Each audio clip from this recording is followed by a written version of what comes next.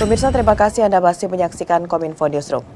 Pemirsa, untuk mengetahui informasi terbaru terkait dengan pelaksanaan MotoGP Mandalika 2022, saat ini kita sudah terhubung dengan Mas Triantoro selaku reporter info publik yang berada di Mandalika. Kita akan langsung sapa. Halo Mas Toro. Halo Mbak.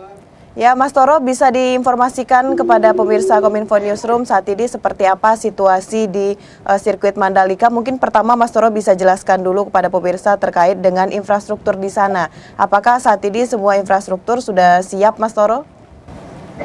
Ya, dari pantauan info publik di seluruh stasiun, seluruh sirkuit Mandalika sudah terbangun sepenuh.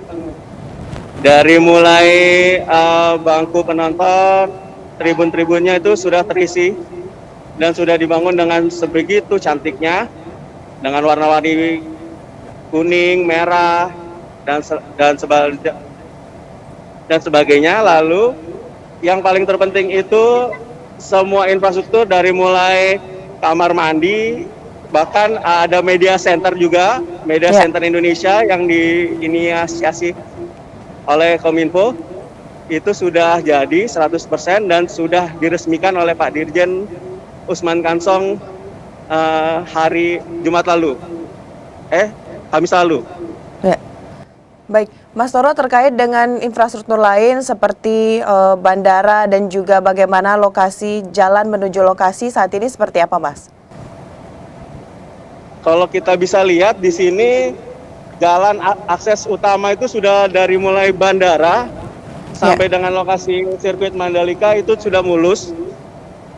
Terus kemudian akses dari jalan untuk alternatif lainnya sedang dikebut dan sekarang sekitar ada 80% sudah selesai. Baik. Baik, Mas Toro, untuk seperti menuju lokasi, apakah tanda-tanda jalan atau mungkin petunjuk jalan ke lokasi saat ini sudah jelas dipasang oleh pihak penyelenggara, begitu Mas? Pihak penyelenggara dari mulai bandara, Lombok Barat dan Lombok Timur bahkan Mataram itu sudah memasang banyak tanda-tanda arah untuk menuju ke arah Mandalika. Bahkan di setiap jalan saat ini sudah ada penyekatan.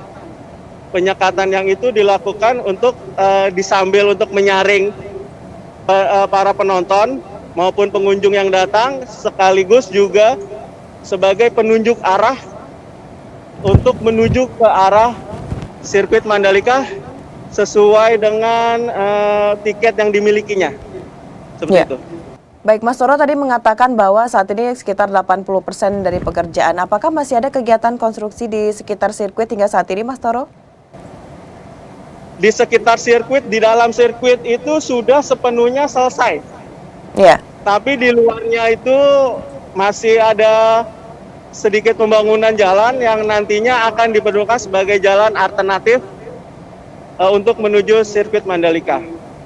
Baik, Mas Toro, selanjutnya kita akan membahas mengenai kegiatan dari MotoGP ini bagi pembalap mulai dari hari ini hingga tanggal 20, kira-kira seperti apa rangkaian kegiatannya, Mas Toro?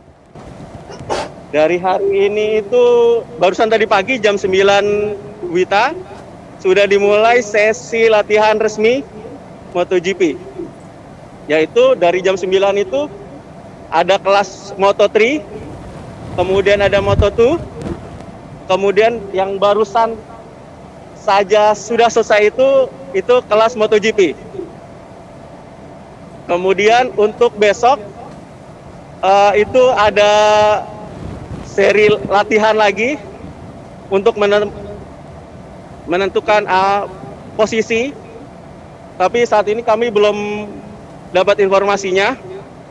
Kemudian untuk hari terakhir itu balapan resminya, balapan untuk menentukan siapa yang mendapatkan peringkat pertama dalam kelas-kelas Moto2, Moto3, dan MotoGP.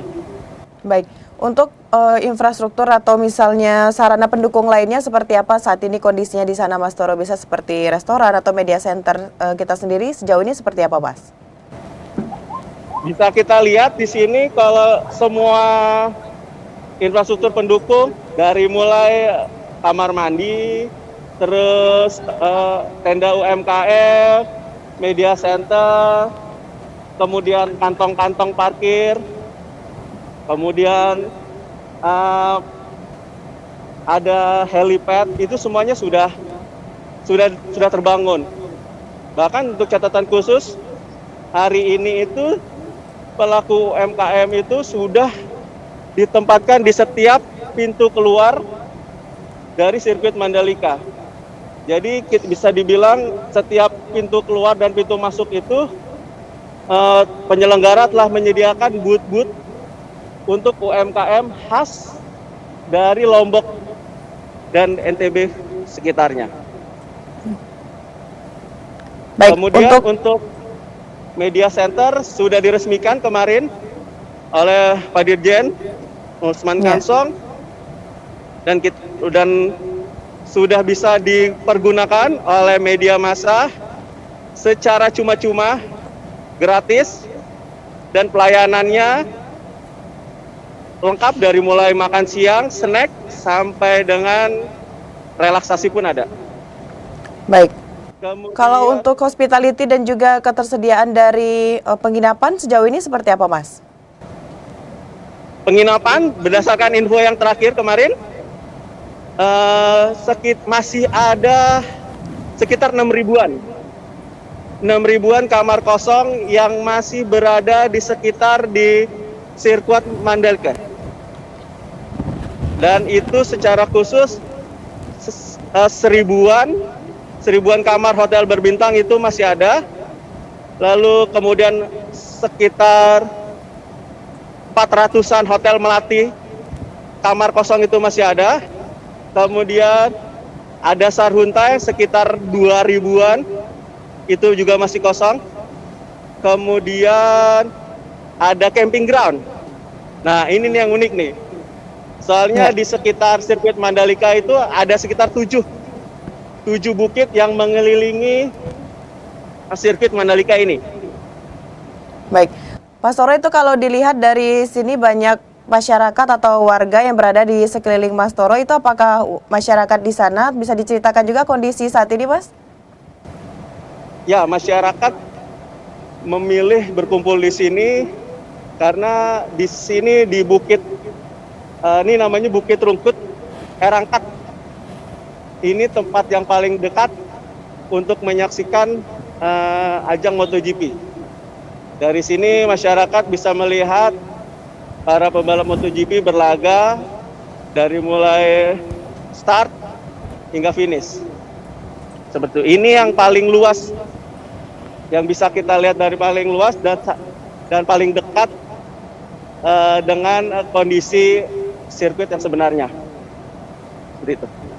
Ya, baik. Terakhir, Mas Toro, bisa diceritakan juga bagaimana dengan kondisi dan antusias dari teman-teman media pada saat ini di sana, apakah sudah berkumpul semua, Mas Toro? Teman-teman media sudah berkumpul di dalam lokasi media center, baik lokal maupun nasional sudah berkumpul. Mereka semua sudah mulai beraktivitas dari kemarin di media center, karena media center sudah diresmikan dari mulai kemarin. Seperti itu. Tapi dari sebelumnya mereka sudah siap untuk meliput berbagai pernak-pernik maupun berbagai kegiatan yang diadakan maupun diselenggarakan oleh pemerintah provinsi dan penyelenggara MotoGP. Baik. Terkait dengan penerapan protokol kesehatan dan juga pengawasan di sana hingga saat ini seperti apa, Mas? Protokol pengawasan